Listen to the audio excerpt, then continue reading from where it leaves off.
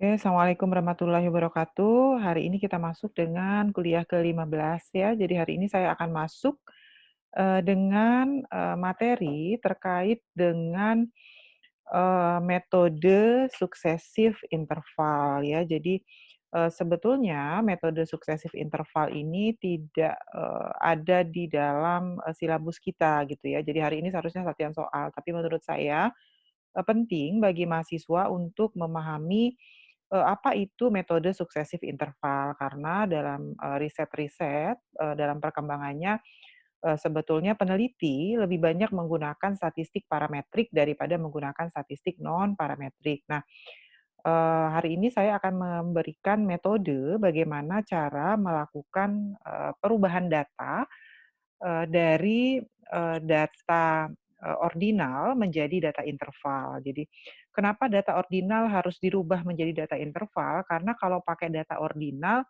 kita tidak bisa menggunakan statistik parametrik ya, tetapi kalau data interval, itu bisa menggunakan statistik parametrik. Tapi kalau data ordinal kan make, metode pengujiannya statistik non parametrik gitu. Nah, sekarang sudah ada metode, namanya metode suksesif interval yang bisa kita pakai untuk merubah, data ordinal menjadi data interval, ya.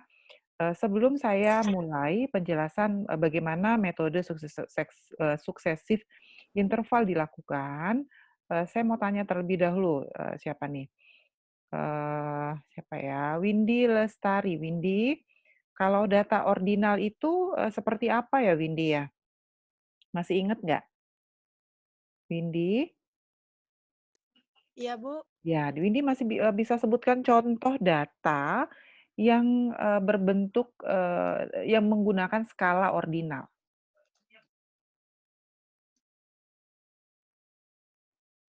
Eee, Mhm, mungkin yang menggambar misalnya contohnya tentang mhm. berat badan, Bu, yang Oh. berbentuk angka, Bu. Oh, data berbentuk angka ya? Oke, terima kasih. Eee, Iya, Bu. Nabila bisa menambahkan, contoh data, ordinal? Contoh data ordinal itu misalkan data yang berperingkat, Bu, atau berurutan. Mhm, betul. Ya, jadi contohnya seperti apa? Bisa lebih spesifik lagi, Nabila? Mmm, Misalnya?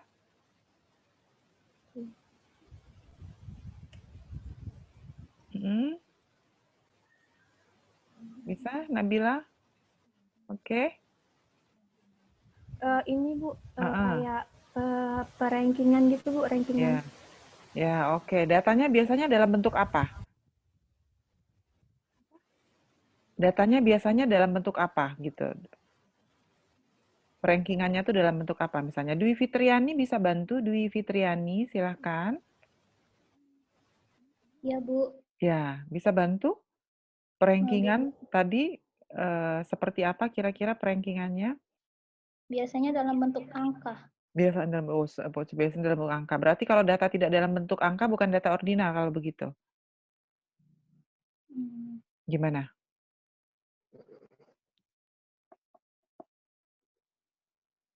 kurang tahu nih, Bu. Kurang tahu. Oke, Weni. Weni bisa bantu contoh data ordinal. Silahkan, Wen. Kalau data ordinal itu berbentuk peringkat, Bu, Ya, ya. heeh. Terus silakan lanjutkan, Weni. Peringkat. Contohnya seperti apa? Misalnya nilai nilai salah satu mata pelajaran yang paling tinggi ke Mhm, yang paling rendah, gitu. oke. Eee, skala-skala data itu sudah dijelaskan belum di awal ya, sama Pak Mirza? Rasanya sudah di kuliah pertama harusnya data-data. Sudah ya? Data jadi data Sudah, itu Bu. sudah ya rasanya sama Pak Dina, silakan Dina bisa bantu? Atau silakan siapa yang bisa membantu silakan, sebutkan namanya.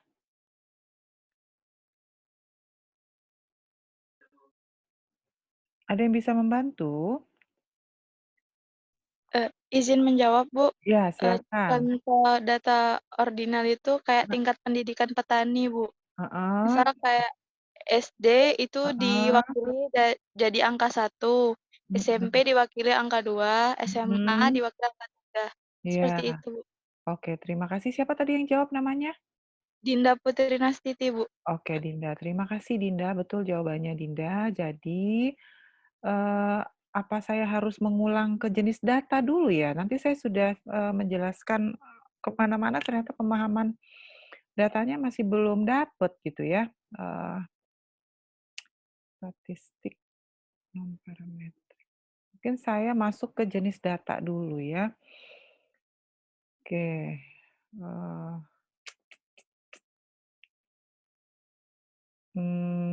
mana nih? Mana nih? Oke, jadi, kemarin kan sebetulnya saya sudah, masuknya itu di uji statistika non parametrik untuk 2 sampel bebas atau 2 sampel terikat ya. Sehingga perpindahan dari statistik parametrik ke statistik non parametrik itu Pak Mirza yang menjelaskan waktu itu. Jadi harapan saya sebetulnya, mahasiswa sudah bisa memahami ya, jadi apa yang disampaikan. Tentu saja karena, materi terkait dengan statistika bidang sosek itu adalah materi baru, saya memahami kalau mahasiswa belum memahami sepenuhnya penjelasan yang disampaikan Pak Mirza. Tetapi ada cara untuk bisa memahami. Bagaimana caranya? Setelah dosennya menjelaskan, download bahannya dan harusnya bahannya dibaca kembali, bukan selesai kuliah kemudian ditutup bahannya nggak dilihat, kan gitu ya. Jadi, eee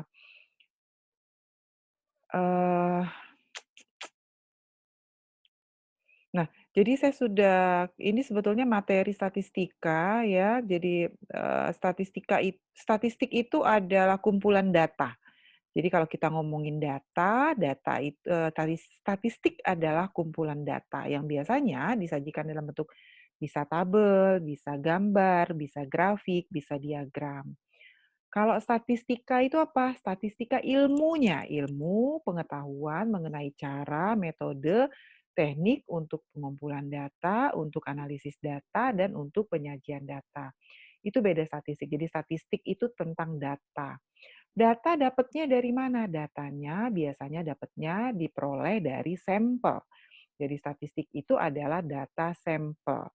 Kalau data populasi itu namanya parameter ya. Jadi, eee apa beda statistik dengan parameter ada di mata kuliah statistika. Jadi, eee, kalau parameter itu adalah data yang diperoleh dari populasi, sementara statistik adalah data yang diperoleh dari sampel. Maka statistika itu sebetulnya adalah ilmu tentang sampel, ilmu tentang teknik, metode, cara ngumpulin data, nganalisis data, menyajikan data buat keputusan dan biasanya berkaitan dengan sampel. Ya, jadi yang kita olah di dalam statistik itu adalah data sampel. Ya, karena datanya sampel, misalnya populasinya 100, kita ngambilnya 30, maka kita harus melakukan pengujian statistika. Kenapa pengujian statistika diperlukan? Supaya nanti sampel yang kita ngambil sampelnya 30, tetapi sampelnya bisa berlaku untuk populasi. Nah, itulah gunanya pengujian statistika. Jadi, kenapa kita perlu melakukan pengujian, statistika, supaya nanti kesimpulan atas sampel yang kita ambil itu juga bisa digeneralisasi untuk populasi, ya, seperti itu. Nah, kemudian sudah disampaikan di mata kuliah statistika bahwa statistik itu terbagi menjadi 2, ada statistik deskriptif sama statistik inferensial.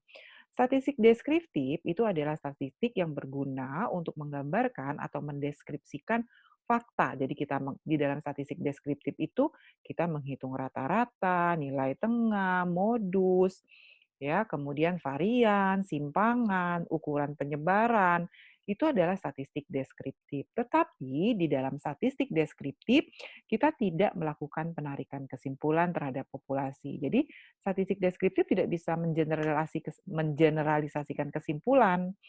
Jadi, yang mana yang bisa? Yang kedua namanya statistik induktif atau statistik inferensial. Jadi statistik induktif ini adalah atau bertujuan untuk menjernalisasi hasil temuan terhadap sampel yang diperoleh ya, sehingga nanti kesimpulannya berlaku untuk populasi. Ya, sehingga nanti kesimpulannya berlaku untuk populasi. Ya, sehingga kalau mata kuliah, kan sekarang kita ada di mata kuliah statistik bidang sosek. Mata kuliah statistik bidang sosek itu sebetulnya masuk di dalam ranah statistik inferensial, karena di dalamnya ada pengujian hipotesis dan penarikan kesimpulan. Bisa ikutin sampai sini? Ya, Ibu. Ya, Bu. Oke. Nah, statistik inferensial terbagi menjadi dua, ada statistik parametrik dan statistik non-parametrik. Pak Mirza masuk full dengan materi terkait dengan statistik parametrik. Kemudian ada 2 kali pertemuan dengan Pak Mirza yang mengenai statistik non-parametrik ya. Nah, eee, apa saja pengujian dalam statistik parametrik? Sebetulnya kalau pengujian dalam statistik parametrik itu mudah, hanya uji Z, uji T, sama uji proporsi. Uji Z, uji T, sama uji proporsi. Lagi ngajar, Pak. Lagi ngajar.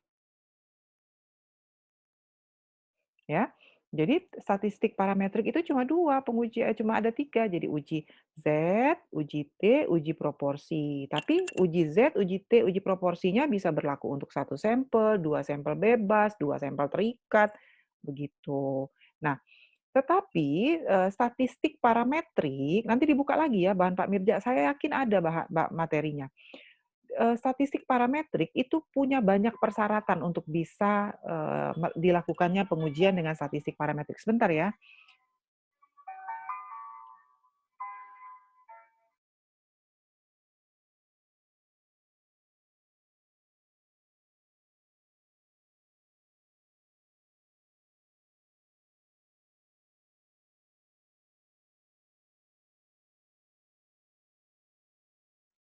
Oke, jadi, ada, statistik parametrik itu jadi penggunaan uji Z, penggunaan uji T, penggunaan uji proporsi itu memerlukan persyaratan-persyaratan, ya. Persyaratan pertama datanya harus menyebar normal, ya, datanya harus menyebar normal. Bagaimana kita tahu datanya menyebar normal atau tidak? Nah, coba buka kalau nggak salah di kuliah ke-6, Pak Mirza ada mengajarkan uji Lilliefors. Ya, jadi kalau bisa menggunakan uji Lilliefors atau uji Kolmogorov-Smirnov untuk mengetahui apakah data kita menyebar normal atau tidak.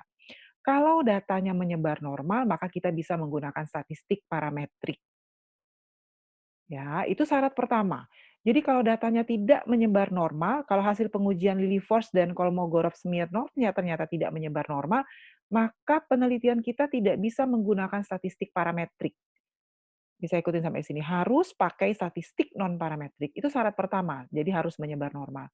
Yang kedua, statistik parametrik mensyaratkan datanya, skala datanya ya adalah rasio atau interval.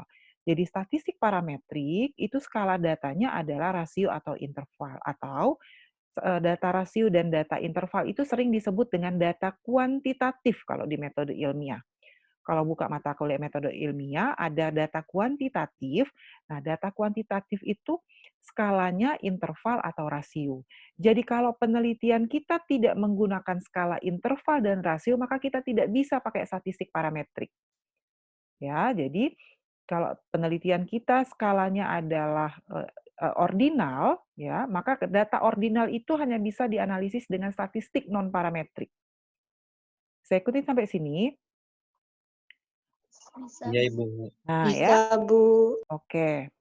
Nah, sehingga ketika syarat-syarat, parametrik tadi tidak terpenuhi, maka kita tidak bisa menggunakan pengujian parametrik. Karena itu kita mempelajari statistik non-parametrik. Ialah banyak sekali kan pengujiannya sudah diajarkan, berbagai pengujian dalam statistik non-parametrik. Ya, oke. Ini sudah.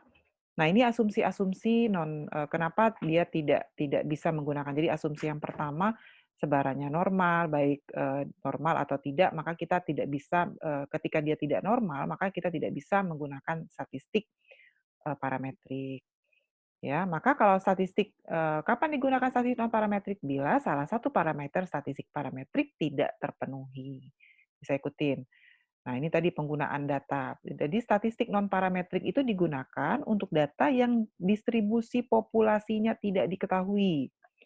Ya, artinya kita tidak tahu berapa sebetulnya sebaran populasi. Yang kedua, distribusi populasinya tidak normal. Sampelnya tidak random. Ya, sampelnya tidak random. Bagaimana kita tahu sampelnya? Kalau tidak normal, kalau datanya normal atau tidak, kita pakai uji Lilliefors atau Kolmogorov-Smirnov ya. Kalau untuk data random atau tidak, pakai apa? Sudah kemarin dipelajari. Ada uji random ya rasanya kalau di statistik non-parametrik, pakai uji tersebut. Kemudian statistik non-parametrik dipakai untuk data dengan skala nominal atau ordinal. Nah ini, kalau di dalam metode ilmiah, data nominal atau ordinal ini sering disebut dengan data kualitatif. Jadi dalam metode ilmiah data itu ada dua, ada kuantitatif dan kualitatif di metode ilmiah. Data kuantitatif dan kualitatif. Data kualitatif itu adalah data dengan skala nominal dan ordinal, sementara data kuantitatif adalah data dengan skala interval atau rasio. Apalagi syarat, kapan lagi kita menggunakan statistik non parametrik? Jika jumlah datanya sedikit atau lebih kecil dari 30. Ya. Nah, maka ini tadi ada syarat-syaratnya. Kapan menggunakan parametrik, kapan menggunakan non-parametrik. Jadi pertama kali kita ada data, datanya kita lihat dulu distribusi populasinya. Ada tidak distribusi, diketahui tidak distribusi populasi. Jika distribusi populasi tidak diketahui, tidak, maka pakai non-parametrik. Kalau distribusi populasi diketahui, maka kita lanjut uji normal. Ya, lanjut distribusi normal. Kalau hasil uji normalnya ternyata normal, ya, maka kita lanjut dengan pengujian apakah sampelnya random atau tidak. Kalau ternyata hasil uji normalnya tidak normal datanya, maka kita gunakan statistik non parametrik. Nah, kemudian lakukan pengujian uji random. Kalau sampelnya random, iya, sampelnya random, maka lanjutkan uji varians. Apakah variansnya sama atau tidak. Tapi kalau sampelnya tidak random, dia tidak random, maka pakai non parametrik. Variansnya sama, kalau variansnya sama pakai kemudian cek skala data. Kalau skala datanya interval atau rasio, maka kita bisa gunakan statistik parametrik. Kalau datanya di luar interval atau rasio, maka kita gunakan statistik parametrik. Jadi, untuk bisa menggunakan statistik parametrik, itu ada 5 syarat yang harus dipenuhi. Jadi banyak kriteria yang harus dipenuhi untuk menentukan apakah pengujian kita itu bisa menggunakan statistik parametrik atau tidak. Saya mengikuti ya. Artinya apa? Statistik parametrik ini sebetulnya punya kelemahan. Kelemahan apa? Data distribusi populasi tidak diketahui, populasinya tidak terdistribusi normal, sampelnya tidak random, varian populasinya tidak sama, skala datanya adalah ordinal atau nominal. Jadi banyak kelemahan sebetulnya. Jadi kelemahan-kelemahan yang tidak bisa dipenuhi ini maka dilakukanlah pengujian dengan statistik non parametrik ya. Sekarang saya masuk ke data. Skala pengukuran. Skala pengukuran, data itu sebetulnya menurut statistik ada 4, walaupun di metode ilmiah membaginya menjadi 2. Yang atas ya, di metode ilmiah itu disebut dengan data kualitatif. Jadi yang atas itu disebut dengan kualitatif. Ya,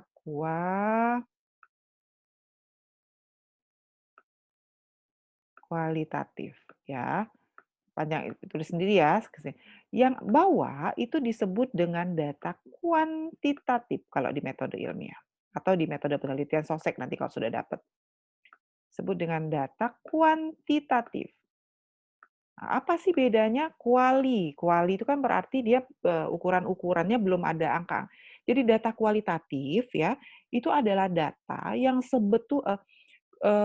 variabel atau saya bilang variabel ya. Variabel kualitatif itu adalah variabel yang sebetulnya tidak punya nilai, tetapi kemudian kita kasih nilai. Ya, jadi variabel yang sebetulnya tidak punya nilai, tapi kemudian kita kasih nilai. Ya, Contoh variabel kualitatif dengan skala nominal. Nah, kalau jenis kelamin, misalnya variabel jenis kelamin. Jenis kelamin itu ada angka nggak sih? Jenis kelamin? Yulianti, jenis kelamin ada angka nggak? Tidak, Bu. Tidak ada. Jadi kalau jenis kelamin itu nggak ada angka. Jenis kelamin itu laki-laki, perempuan. Tapi statistik tidak bisa membaca data, jadi statistika itu cuma bisa baca angka. Maka data-data yang tidak punya nilai angka itu kita kasih nilai. Misalnya laki-laki kita kasih nilai 1, perempuan kita kasih nilai 0. Jadi itulah data kualitatif. Jadi data variabel-variabel yang sebetulnya tidak punya nilai kemudian kita kasih nilai. Nah, sekarang saya kasih lagi contoh data kualitatif dengan skala ordinal. Misalnya, saya mau memproduksi kopi, ya, lalu saya mau tahu persepsi konsumen terhadap kopi yang saya produksi, ya. Ada nggak nilai konsumen terhadap kopi itu sebetulnya? Fajrul Falaj, Fajrul, ada nggak Fajrul? Persepsi konsumen terhadap kopi itu sebetulnya ada nilainya nggak? Kalau konsumen tersebut sudah tahu, pasti ada, Bu. Oh, gimana konsumen tahu ada nilainya? Ya, maaf. Tidak, belum ada. Belum ada. Jadi kalau persepsi konsumen terhadap kopi, kalau kita tanya, silakan Pak dinilai terserah gitu, bilang sama konsumennya. Bagaimana saya menilainya? Kata konsumen. Patokannya apa? Konsumen pasti akan bertanya seperti itu. Maka untuk ya, itu artinya sebetulnya hal-hal yang berkaitan dengan persepsi itu tidak ada nilai. Karena itu kita perlu kasih nilai. Oh Pak, Bapak silakan kasih angka 5 kalau menurut Bapak kopinya sangat enak. Silakan Bapak kasih angka 4 jika menurut Bapak kopinya enak. Silakan kasih angka 3 jika menurut Bapak kopinya cukup enak. Ya, kemudian silakan kasih angka 2 jika kopinya cukup, sedikit enak, dan silakan kasih angka 1 jika kopinya menurut Bapak tidak enak. Nah, kan gitu ya. Maka baru bisa konsumen menilai. Bisa ikuti nggak? Itulah tadi yang dimaksud dengan siapa tadi yang menjawab pertama tadi? Pemeringkatan. Jadi persepsi konsumen terhadap rasa kopi yang tadi tidak ada nilainya, kemudian kita kasih ranking dari sangat enak sampai dengan tidak enak. Maksudnya perangkingan seperti itu data ordinal. Bisa ikutin? Bisa, Bu. Bisa, Bu. Nah, kemudian kita mau tahu kalau itu tentang kopi, persepsi tentang cita rasa gitu ya, orang-orang biasanya dipakai oleh teman-teman dari THP. Nah, kalau kita di Sosek, misalnya kita ingin tahu tingkat adopsi petani. Nah, ada nggak sih nilai tingkat adopsi petani itu sebetulnya? Variabel tingkat adopsi petani, ada nggak nilainya? Roni Triwijaya, ada nggak Roni? Roni? Roni ada di kelas? Ya, Bu. Oke, Roni. Roni? Ya, Bu. Aduh. Kalau tingkat adopsi itu ada nilainya nggak sih sebetulnya?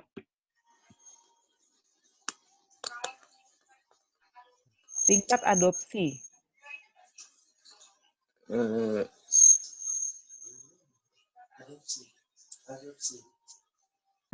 Tingkat adopsi ada nilainya nggak?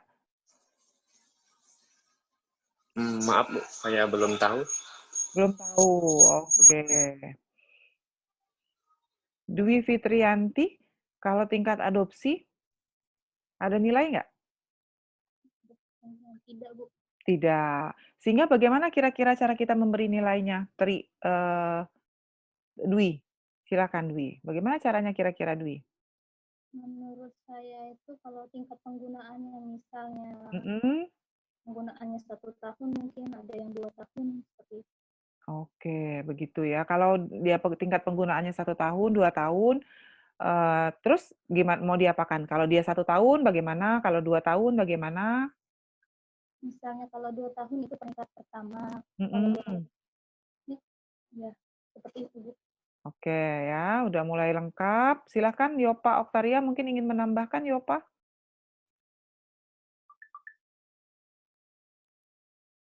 Yopa ingin menambahkan, silakan. Tidak, Bu. Tidak. Tidak menambahkan atau tidak ada nilai maksudnya? Tidak ada nilai. Tidak ada nilai. Terus jadi bagaimana bisa kasih nilainya? Bisa Yopa dikasih saran bagaimana cara memberi nilainya? Hmm, Mhm. dari apa ya? Dari apa kira-kira? Tingkat adopsi. Tingkat adopsi petani terhadap teknologi misalnya. Gimana tuh cara memberi nilainya? Beri nilainya dari ini, Bu, apa? Mhm. Dari keberhasilan petani, dari Oh, keberhasilan panennya, Bu. ya, bagaimana kita menilainya? Misal kalau panennya Mhm. banyak gitu, berarti kan Oh, gitu. petani tersebut udah Itu dampak adopsi kalau begitu. Itu dampak. Dampak. Tingkat adopsinya. Nabila bisa bantu, Nabila? Mungkin untuk tingkat adopsinya itu bisa menggunakan kayak skor, Bu, diurutkan dulu dari yang Iya. terkecil ke yang terbesar. Heeh. Ya gitu ya. Jadi seperti sama. Jadi tadi saya sudah jelaskan. Sama seperti ketika kita bicara bagaimana persepsi konsumen terhadap cita rasa kopi. Kita kasih nilai. Ada yang nilainya enak, sangat enak, enak, cukup enak, sedikit enak gitu ya. Kita kasih nilai. Sama dengan tingkat adopsi. Tingkat adopsi itu kita kasih nilai. Ada yang adopsinya sangat tinggi, ada yang cukup tinggi. Bisa ikutin sampai sini. Jadi variabel tingkat adopsi itu biasanya tidak variabel-variabel yang tidak memiliki nilai, kemudian kita kasih nilai. Jadi yang membuat nilainya tuh kita gitu ya, yang menyusun nilainya, ya. Kemudian ada variabel, jadi data kualitatif yang menggunakan skala nominal dan ordinal, ya itu biasanya variabelnya belum punya nilai, tetapi kemudian kita kasih nilai. Nah, yang kedua adalah data kuantitatif ya, data kuantitatif. Kalau sekarang kita mau bandingkan, kalau tinggi badan ya, itu data kuantitatif atau kualitatif tinggi badan? Nah, Kuantitatif. siapa yang jawab? Kuantitatif. Oke, Bunga silakan Bunga, kuantitatif atau kualitatif? Bunga, Kualitatif, Bu. apa Bunga? Kuantitatif, Bu. Kuantitatif Bunga menjawabnya awalnya malah kualitatif. Jadi Iya, Bu. berat badan, kalau ditanya berat badan kamu berapa? Saya langsung jawab, 75 kilogram. Ya kan? Ada nilainya langsung kan? Tapi kalau Ya, ya, tingkat adopsi tadi, tingkat adopsi petani berapa sih? Bingung kita mau jawabnya. Kita harus bikin kriteria dulu. Oh, sangat tinggi. Oh, kalau sangat tinggi itu 5. Nah, tapi kita harus bikin kriteria dulu. Beda kalau saya tanya, berat badan Cindy berapa? 45. Cindy langsung bisa jawab, ada angkanya langsung. Itulah beda kualitatif dengan kuantitatif. Ya. Kalau kalau pendapatan, itu data kuantitatif atau kualitatif? Raden Ayu Kodaria, silakan. Raden Ayu Kodaria, pendapatan, data kuantitatif atau kualitatif? Pendapatan petani. Kualitatif, Bu. Ah? Kualitatif. Kualitatif, pendapatan petani. Kuantitatif, Bu. Udah ada itu. Iya, Nilainya. aduh. Kalau pendapatan itu data kuantitatif. Karena kalau petani ditanya berapa Pak pendapatannya? Ya 900.000 lah kira-kira, kata petaninya. Ya, data kuantitatif kalau pendapatan. Kalau data luas areal sawah, Trino Vitasari, data kuantitatif atau kualitatif? Luas areal sawah. Kuantitatif, Bu. Kenapa kuantitatif? Karena ada angkanya seperti 6 hektar atau... Nah, jadi dia sudah ada angkanya. Ya, kalau misalnya saya tanya, mahasiswa ada yang tinggal di desa sama ada yang tinggal di kota. Ya, desa dan kota, ya variabel desa dan kota itu adalah variabel lokasi tempat tinggal mahasiswa. Itu kuantitatif atau kualitatif? Kualitatif. Kualitatif. Weni Anggraini. Weni, silakan Weni. Tempat tinggal mahasiswa. Kemudian saya pisahkan menjadi kota dan desa. Itu data kualitatif atau kuantitatif, Weni? Kualitatif, Bu. Kualitatif. Ya, jadi itu beda antara data kuantitatif dan kualitatif. Ya. Kalau berapa suhu ruangan saat ini, Surya? Silakan dijawab, Surya. Suhu ruangan. Kuantitatif. Ya, 19 derajat Celcius itu kuantitatif. Jadi data-data yang sudah ada nilai, makanya disebut dengan kuantitatif, ya. Nah, jadi ini ada penjelasannya. Jadi skala nominal, ada yang skala nominal. Kalau data kualitatif dengan skala nominal, ingat kriterianya cuma 2. Biasanya gitu, laki-laki, perempuan, menikah atau status pernikahan, menikah, tidak menikah. Lokasi tempat tinggal, desa, kota. Agama, muslim, non-muslim. Jadi kalau skala nominal, kategorinya cuma ada 2 kalau skala nominal. Tapi kalau skala interval, skala ordinal, itu kategorinya bisa 3, bisa 4, bisa 5. Ya, itu kalau ordinal. Ordinal dan nominal adalah data kualitatif. Ya, data kualitatif dengan skala ordinal dan nominal itu sebetulnya tidak bisa diselesaikan dengan statistik parametrik. Jadi kalau penelitian kita menggunakan data dengan skala ordinal dan nominal, maka kita nggak bisa pakai statistik parametrik, bisanya cuma pakai statistik non-parametrik. Ya, tapi kalau penelitian kita menggunakan skala interval dan skala rasio, maka penelitian kita bisa menggunakan statistik parametrik. Syaratnya datanya harus menyebar normal. Bisa ikutin sampai sini? Bisa, Bisa, Bu. Bu. Oke. Kalau sudah, saya akan ganti paparannya. Ini rewind yang kemarin. Mana nih? Excel.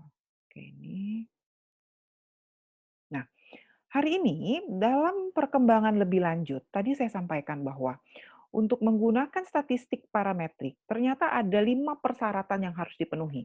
Mulai dari distribusi populasi diketahui, datanya harus menyebar normal, kemudian ragamnya harus sama, kemudian datanya harus interval atau rasio. Nah, ketika 5 syarat ini tidak terpenuhi, maka kita tidak bisa menggunakan statistik parametrik. Kita harus menggunakan statistik non-parametrik. Ya, tetapi statistik non parametrik ini ada kelemahan. Penelitian-penelitian yang menggunakan statistik non parametrik itu ada kelemahan, sehingga sebetulnya peneliti dalam konteks yang lebih luas itu biasanya agak jarang dipakai dalam penelitian statistik non parametrik ini.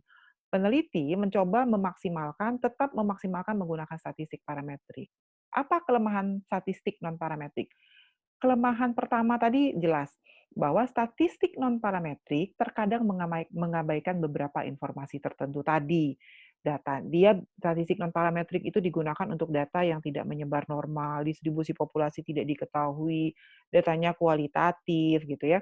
Sehingga ada informasi yang tidak maksimal gitu ketika kita bicara tentang populasi.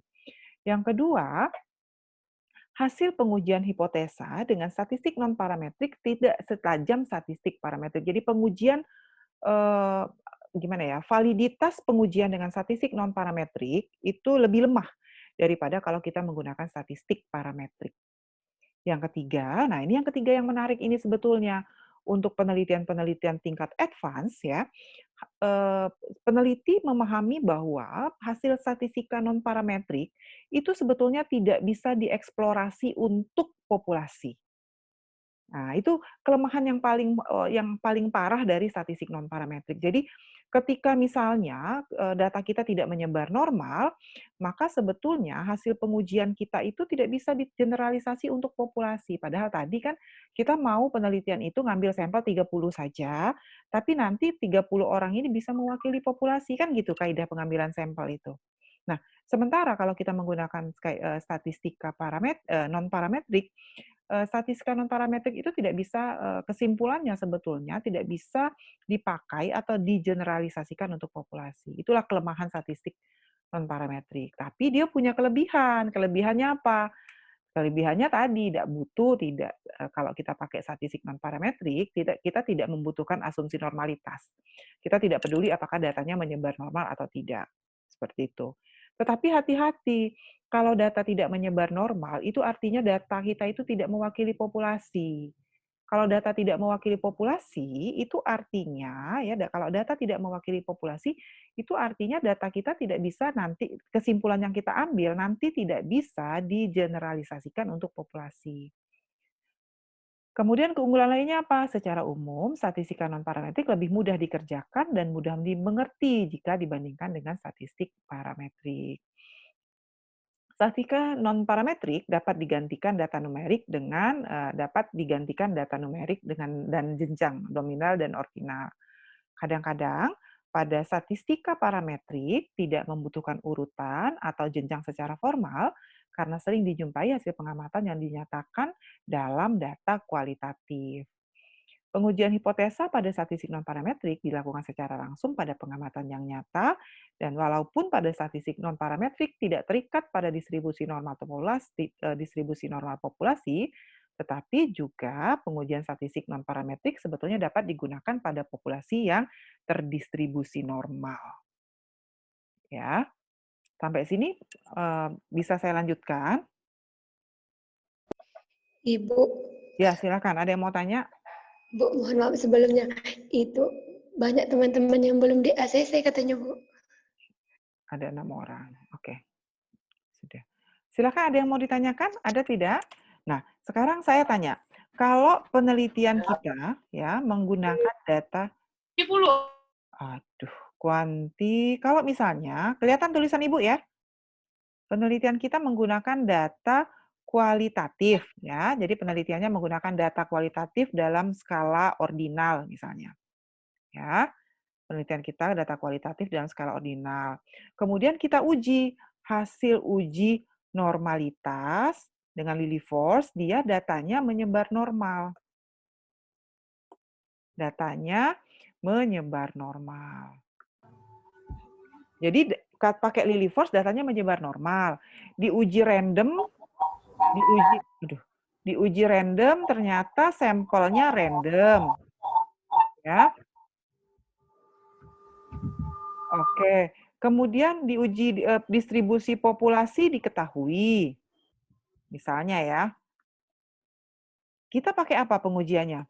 Kalau syarat ini terpenuhi tetap pakai parametrik atau non parametrik?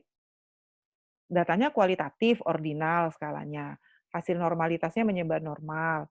Kemudian hasil pengujian randomisasinya, sampelnya random. Distribusi populasi diketahui. Muhammad Edo Saputra, kalau syarat 4 ini, ada situasinya seperti 4 yang Ibu kasih ini, ya, ini 4. Kira-kira kita pakai parametrik atau non-parametrik? Parametrik, Bu. Parametrik, oke. Parametrik ya. Kenapa Edo pakai parametrik, Edo? Karena syarat untuk melakukan perhitungan mikrofonnya mati. Ya. Untuk melakukan perhitungan secara harus menyebar secara normal datanya, Bu. Oke. Edo, silakan ada yang mau kasih pendapat lagi? Apakah dengan 4 syarat ini kita bisa menggunakan uji normal atau tidak? Ada yang mau nambahin? Silakan.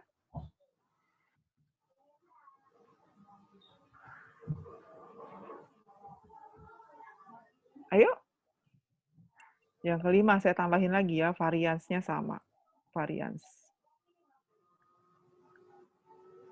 Nah, 5 syaratnya. Ini pakai dengan 5 syarat ini kondisi datanya nih. Holis sama A, pakai parametrik atau non-parametrik nih?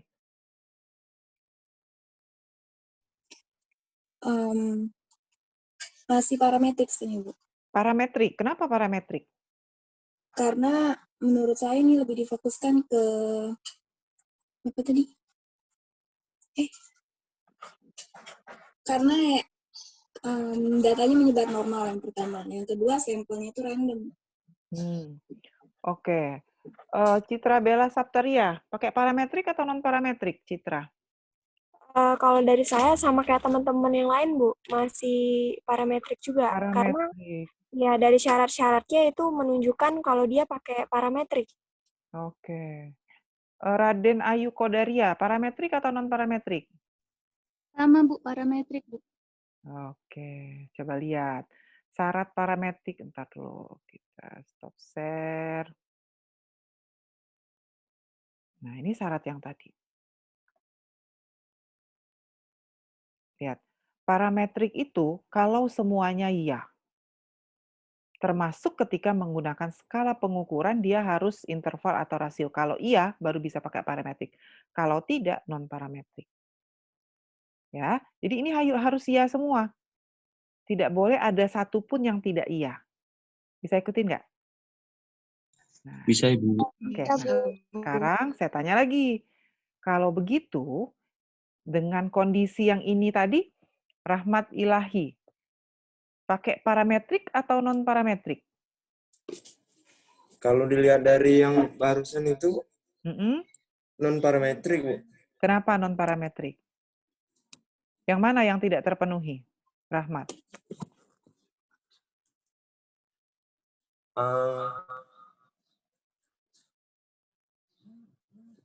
Yang mana ya? Yang mana yang tidak terpenuhi?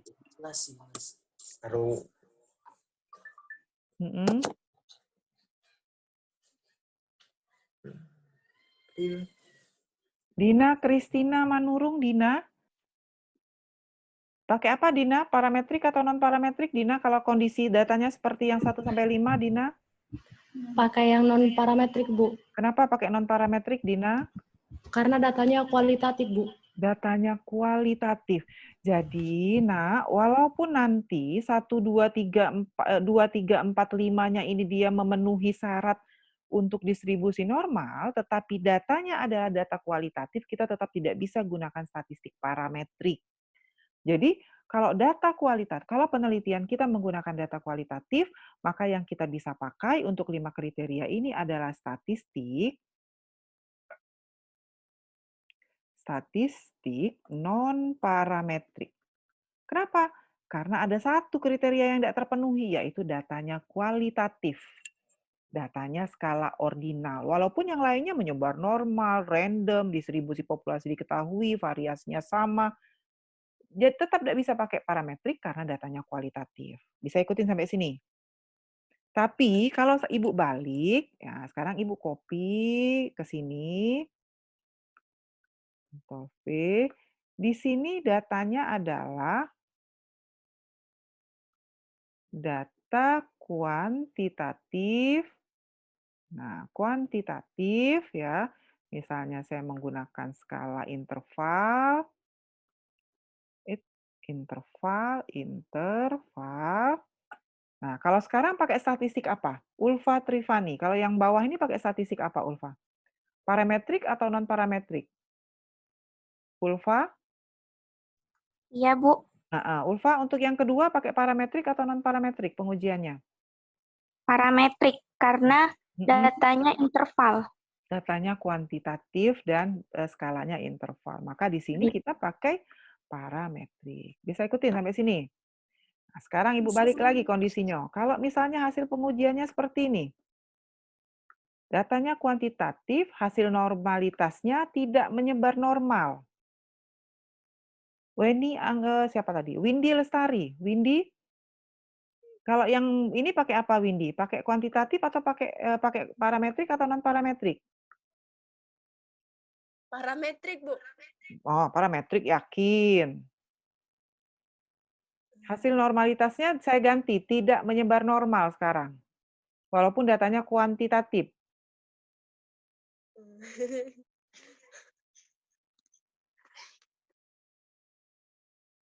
Nah, gimana? Kembalikan ke kurva tadi, ke yang grafik tadi. Nah, ini. Nah, syaratnya tuh lihat. Nah, syaratnya tuh 5-5-nya harus iya, Weni. Baru bisa pakai parametrik. Non-parametrik, Bu. Maka dia jadi non-parametrik. Jadi, walaupun datanya kuantitatif, tapi karena dia tidak menyebar normal, ya biasanya kalau dia tidak menyebar normal, distribusi populasinya tidak diketahui. Distribusi populasi tidak diketahui, maka tetap pakai statistik non-parametrik. Bisa ikutin sampai sini? Bisa, Bu. Jadi, oke. Nah, sekarang Ibu mau bahas yang kondisi yang pertama ini. Kondisi di mana, ini yang pertama Ibu kasih kuning, nah ini Ibu bahas yang kondisi ini. Kondisi yang pertama ini, datanya, tadi kan Ibu sampaikan bahwa datanya kualitatif, ya, hasil normalitasnya menyebar normal, sampelnya random, distribusi populasi tidak diketahui, variasinya sama. Maka kita tidak bisa gunakan statistik parametrik, tetapi bisanya non-parametrik. Kenapa non-parametrik? Karena datanya kualitatif. Ya, tetapi ya, yang kuning ini sekarang ilmu pengetahuannya sudah berkembang, walaupun di diktat kita tuh belum dibahas ya. Jadi ini sebetulnya kondisi ini, oke salah.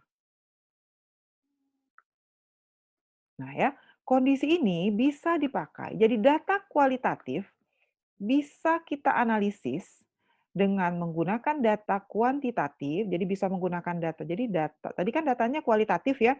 Sekarang saya sampaikan bahwa kalau pakai non parametrik itu banyak sekali kelemahannya. Yang pasti datanya itu nanti tidak bisa berlaku untuk populasi. Sehingga agak sangat lemah gitu kalau kita pakai non parametrik. Karena itu saya mau pakai parametrik nih gitu. Gimana caranya? Sekarang sudah ada metode untuk merubah data, tapi untuk syarat yang 5 ini ya, bukan yang 2 kondisi di bawah ini. Caranya adalah kita harus merubah data kualitatifnya menjadi data kuantitatif.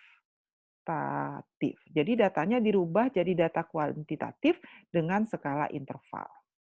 Nah, jadi data kualitatifnya dirubah menjadi data kuantitatif dengan skala interval.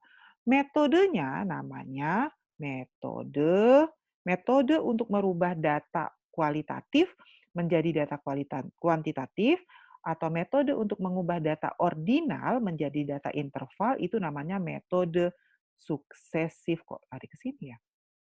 Metode suksesif interval.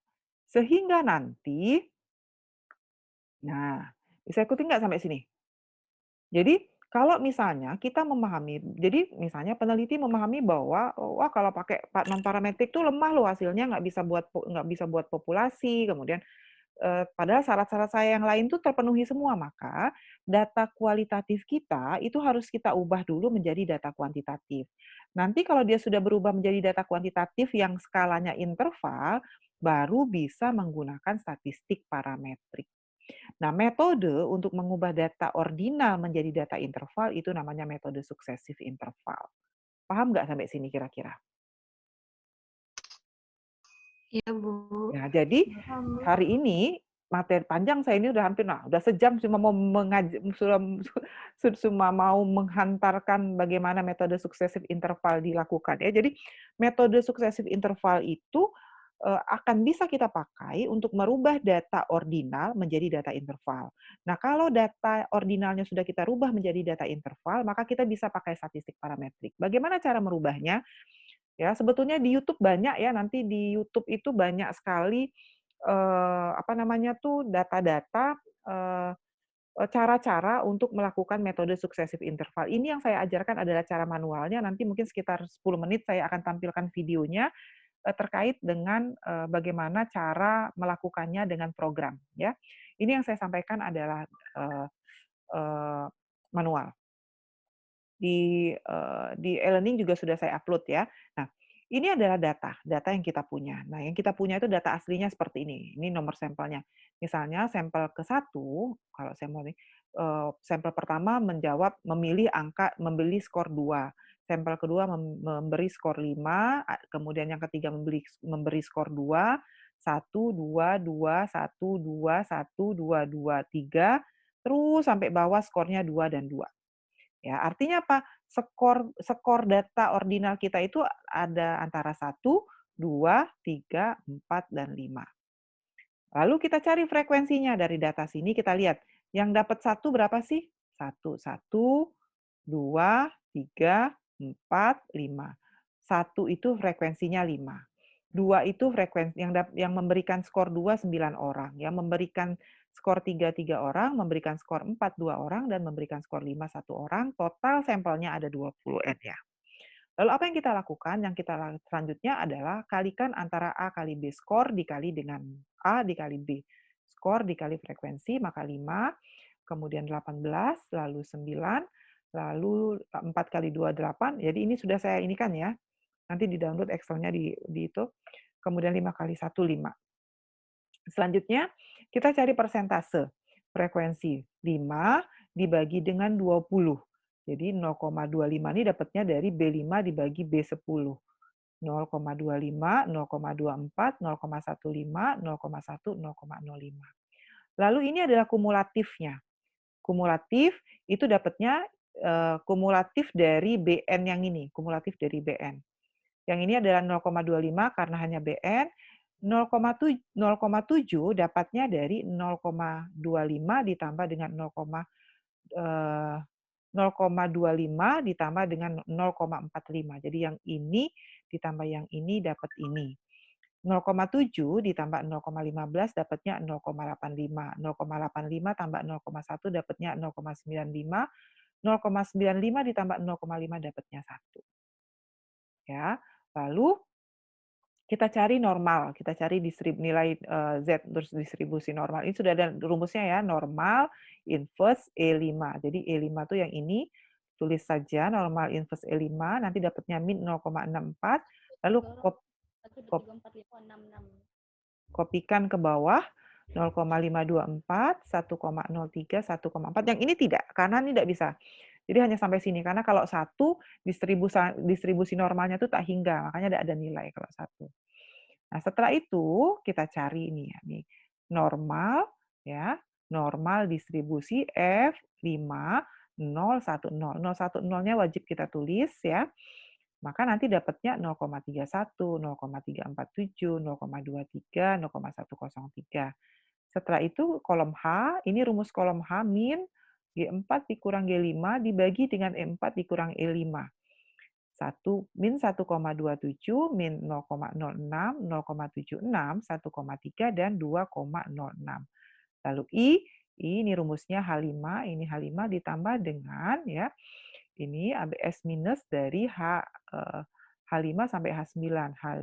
H5 sampai dengan H5 yang ini sampai dengan H9 yang ini. Nanti dapatnya nilai. Nah, inilah nilai. Kalau ini adalah data, jadi yang saya kasih kuning, ini adalah data ordinalnya. Nah, tapi yang biru setelah kita lakukan sukesif, yang biru ini sudah menjadi data interval. Maka ketika datanya sudah kita rubah menjadi data interval, kita sudah bisa gunakan statistik parametrik. Jadi sudah bisa pakai uji T kalau datanya sudah disuksesif dengan metode suksesif interval. Lalu masukkan ke sini datanya. Oke, mohon maaf.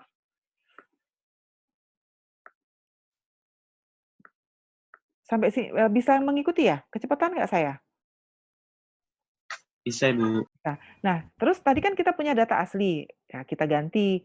Oh, kalau 2 itu kan 2,24. Ini saya tulis pakai rumus ya. Kalau jika A17 itu adalah 1, I4, maka dia dapatnya berapa gitu ya. Ini pakai rumus. Ini rumusnya seperti ini. Kemudian nanti kopikan ke bawah. Sehingga nanti dia ikut sendiri. Kalau 5 langsung 4,38. Nah, maka ini adalah data interval. Jadi yang biru ini adalah data interval. Kalau dia sudah kita rubah datanya menjadi data interval, kita boleh pakai statistik parametrik.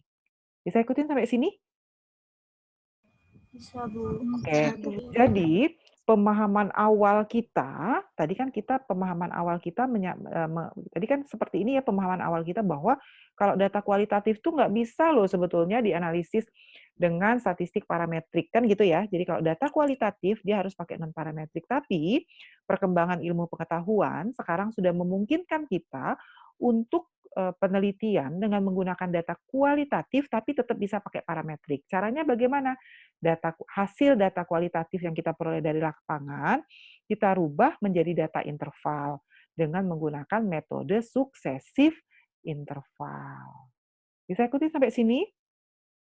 Bisa, Bu. Dengan cara yang sama, ini ada data kedua, di variabel kedua, nanti download di e-learning ya. Coba nanti dihitung berapa nilai transformasinya. Ya, Frekuensinya tolong dicek dulu, ini saya tadi soalnya agak buru-buru, betul nggak sih 1 tuh frekuensinya 6? Ini data aslinya lihat di sini ya, di kolom yang di bawah. Bisa? Iya, Bu. Oke. Nah, selanjutnya saya mau sebentar ya, saya tutup dulu bahan-bahannya.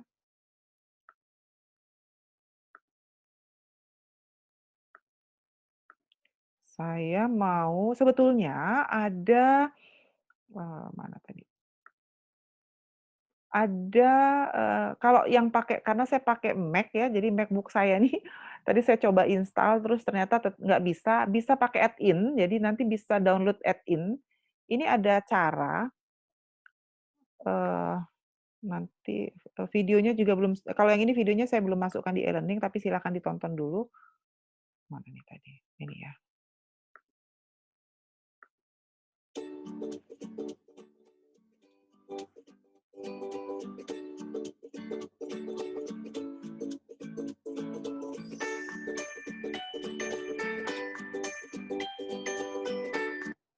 Assalamualaikum warahmatullahi wabarakatuh. Perkenalkan, nama saya Ugi. Pada video tutorial kali ini, kita akan membahas bagaimana cara menambah menu Method of Successive Interval, atau biasa disingkat dengan MSI, di Microsoft Excel. Kemudian bagaimana kita menggunakan MSI di Microsoft Excel, dan juga menggunakan MSI di StatCalc. Nah, teman-teman, jadi untuk menambah MSI, menu MSI di Microsoft Excel, teman-teman bisa mendownload dulu menu MSI-nya di website www.statcomat.com. Yang mana yang di-download? Jadi yang di-download itu yang ini. Jadi teman-teman download ini dulu ya, terlebih dahulu. Ini menu MSI-nya. Nanti kemudian baru disisipkan ke Microsoft Excel. Nah, ini sudah saya download, dan ini file hasil downloadannya. Namanya Successive. Dalam bentuk RAR dia. Kemudian kita ekstrak terlebih dahulu. Ekstrak here. Nah, ini dia. Jadi nanti ini akan diimport ke Microsoft Excel. Oke? Jadi kita sudah mendownload, kemudian kita ekstrak. Sekarang, misalkan saya punya data seperti ini. Anggaplah ini data pertanyaan di questionnaire. P1 itu misalkan pertanyaan ke-1, P2 pertanyaan kedua, P3 pertanyaan ketiga. Ini kita mau menggunakan MSI terlebih dahulu di Microsoft Excel. Nah, di sini ada 3 pertanyaan. Andaikan ini skala Likert, misalkan 1 menyatakan sangat tidak setuju, 2 tidak setuju, misalkan 3 kurang setuju, sampai dengan 5 sangat setuju. Jadi di sini minimumnya itu 1, sangat tidak setuju, maksimumnya 5, sangat setuju. Nah, data ini misalkan data ordinal. Misalkan data ordinal mau ditransformasi ke data interval. Jadi di sini metode yang akan kita gunakan adalah metode MSI. Nah, di sini kan di Excel kan belum ada menu MSI-nya. Jadi tadi sudah kita download, sekarang kita akan memasukkan menu MSI-nya ke dalam Microsoft Excel. Caranya pilih ini, kemudian kita pilih Open. Oke, kita pilih Open. Kemudian kita pilih, di sini kita pilih, cari bacanya Add-in. Mana dia? Ini dia. Add-in, kita pilih. Kemudian kita cari yang sudah kita download tadi, Successive-nya. Kita menuju download, nah ini dia. Kemudian kita pilih Open. Kemudian kita pilih Enable Macros. Oke. Nah, sekarang ada muncul di sini Add-in. Nah, disinilah menu MSI-nya berada. Tuh, sudah ada kan menunya kan? Nah, itu dia. Sekarang kita akan mentransformasi data ordinal ini menjadi interval. Oke. Kita pilih menu statistik, kemudian pilih successive interval, kemudian kita pilih, kemudian data rank, kita blok dulu yang ini. Nah, rank datanya kita blok yang ini. Kemudian, nah, sel output-nya mau ditaruh di mana? Misalkan saya mau letak output-nya di sini. Oke, nanti output-nya letaknya di situ maksudnya. kemudian kita pilih ini, kemudian pilih next, kemudian pilih select all, kemudian pilih next, dan kita melakukan setting dulu pengaturan. Nilai minimumnya 1 kan, nilai maksimumnya 5. 5 itu sangat setuju. Oke, kita pilih display summary, kemudian kita pilih finish. Oke. Nah, ini hasilnya muncul. Jadi ini data ordinalnya, ini data intervalnya. Oke, mudah kan? Mudah. Nah, ini kan kita menggunakan Excel ya. Oke. Oke ya, jadi tadi adalah Ibu mengajarkan 2 cara bagaimana menggunakan perhitungan manual terkait dengan perubahan data dari data ordinal menjadi data interval, tapi untuk nanti rasanya dia bisa untuk Microsoft Windows 10 gitu ya rasanya. Kalau laptopnya Windows-nya 10 bisa diinstal dengan menambahkan menu add-ins, kita juga bisa melakukan perhitungan secara langsung. Jadi nggak ribet seperti manual perhitungan saya tadi, tapi dengan penambahan menu add-ins itu sudah bisa langsung nanti dikerjakan langsung keluar sendiri nilainya. Silakan nanti dicoba ya sebagai tugas rumah. Silakan jika ada yang ingin ditanyakan terkait dengan materi hari ini. Ada yang mau ditanyakan? Silakan, ada yang mau tanya? Udah jelas semua? Jelas, Bu. Oke. Jelas, Bu. Oke, kalau iya silakan. Ya. Itu kan tadi ordinal, Bu ya. Dijadikan interval. Bisa dijadikan interval. Terus nanti pada akhirnya analisa statistik non parametrik itu bisa digunakan lagi atau malah hanya menggunakan parametrik ujungnya, Bu? Kalau kita sudah merubah datanya menjadi data interval, maka kita cukup menggunakan statistik parametrik saja, tidak perlu lagi menggunakan statistik non parametrik. Tapi hati-hati ya,